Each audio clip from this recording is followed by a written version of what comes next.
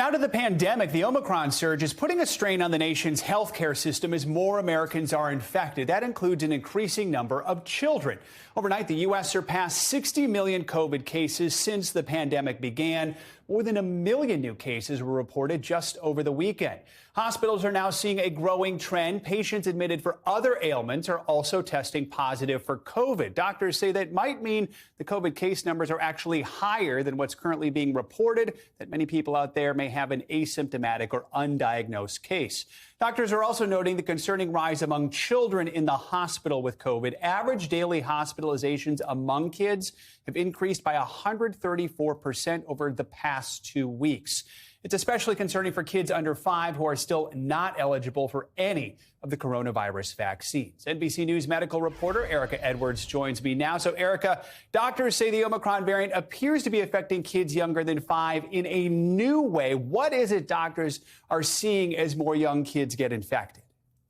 Hi, Joe. Good morning. So because the Omicron variant tends to settle a little higher up in the respiratory tract, that's causing a lot of inflammation and swelling in those kids' tiny airways. And as a result, doctors are seeing a big increase in COVID-related croup.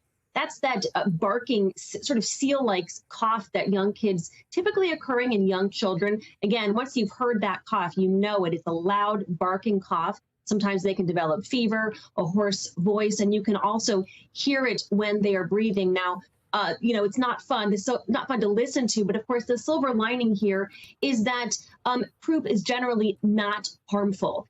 And in fact, doctors have decades and decades of experience treating it. Other viruses also can cause croup. Of course, doctors don't want kids to be infected in the first place. CDC Director Dr. Rochelle Walensky spoke on Fox News yesterday, talking about the best ways to protect children. The vast majority of children who are in the hospital are unvaccinated. And for those children who are not eligible for vaccination, we do know that they are most likely to get sick with COVID if their family members aren't vaccinated. So the most important thing we can do for those children to keep them out of the hospital is to vaccinate them and to vaccinate their family members around them.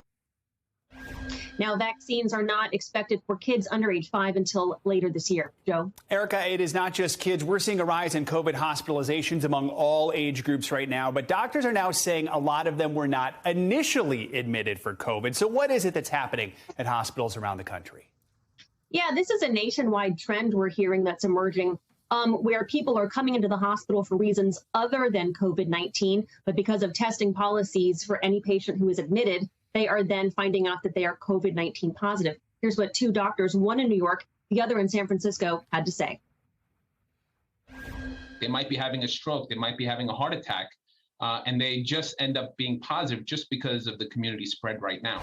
As of Tuesday, we had 40 adults hospitalized under the designation of COVID positive.